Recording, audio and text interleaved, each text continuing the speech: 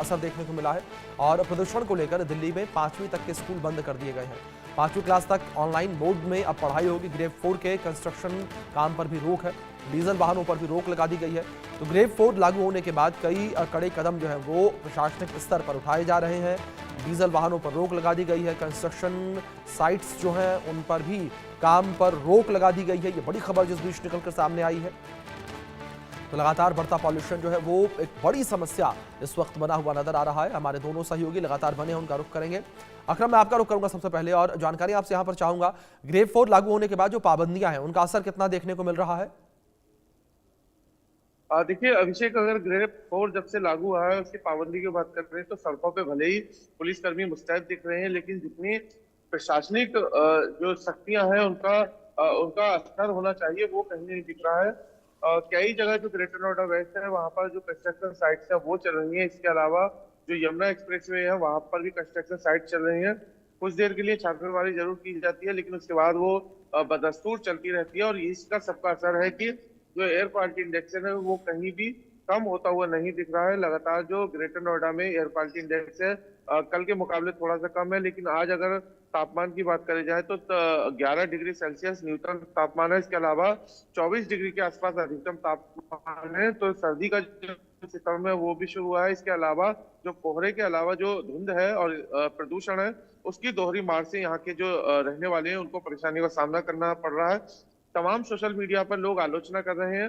उनका कहना है कि सरकार के पुख्ते दावे और जो हकीकत है उसमें बहुत अंतर है। हर बार की तरह इस बार भी ग्रेटर नोएडा, दिल्ली एनसीआर को उनके भरोसे छोड़ दिया गया है, लेकिन जो बुजुर्ग और महिलाएं हैं, बच्चे हैं, उनके स्वास्थ्य पर जो प्रतिकूल असर पड़ रहा है उसको लेकर बेहद चिंता है। ऐसे में लोग बेहद परेशान हैं। और इसके अलावा जितने भी इम्प्लीमेंटेशन होने चाहिए ग्रेड 4 के नियमों को, उसको लेकर प्रशासनिक दस्ता जो है वो नोएडा, ग्रेटर नोएडा में कहीं भी ऐसी तस्वीरें नहीं आ रही या प्रशासन की तरफ से कोई ऐसी जानकारी साझा नहीं की जा रही जिससे लगे कि जो ग्रेड 4 के नियम है उसका पालन कराया जा रहा है।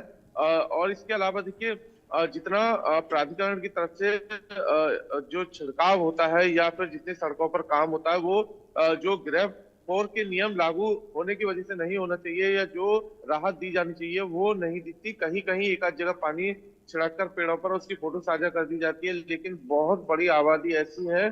और खास बात यह है कि ग्रेटर नोएडा में जितनी, मेरे पीछे भी आप देखेंगे ग्रीनरी बहुत सारी है, लेकिन इस पर भी डस्ट है जो तस्वीरों में आप देख सकते हैं। और ग्रीनरी होने के बावजूद भी कहीं से भी जो एयर क्वालिटी इंडेक्स है वो कम होता हुआ नजर नहीं आया। सोचिए कि जहां पर इतनी ग्रीनरी है वहां का अगर यह हाल है तो जहां कंक्रीट के जंगल बने हुए या जो इमारतें बनी हुई हैं बड़ी बड़ी, वहां पर लोग किस तरह बिल्कुल जाहिर तौर पर अकरम, जिस तरीके से आपने जिक्र किया कोई असर खास यहाँ पड़ता नजर नहीं आ रहा।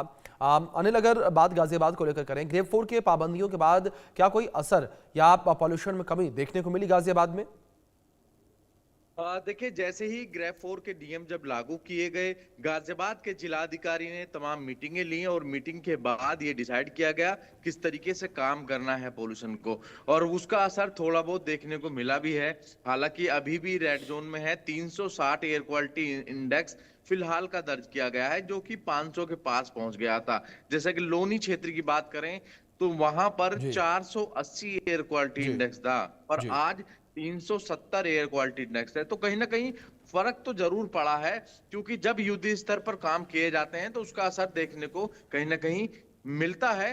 तो ऐसे में जो टीमें गठित की गई थी वो ऐसी लिस्ट तैयार कर रही हैं जो जहां पर कंस्ट्रक्शन काम चल रहे हैं, क्योंकि ग्रेड 4 के नियम जब लागू किए जाते हैं तो कंस्ट्रक्शन पर फिलहाल रोक लगा दी जाती है। तो यदि कोई भी साइट्स ऐसी मिलेगी या कोई भी ऐसी बिल्डिंग में काम होता मिलेगा तो उस पर सख्त सख्त कार्रवाई की जाएगी। साथ ही BS4 के जो वाहन हैं उन पर भी कहीं ना कहीं अब रोक लगा दी गई है।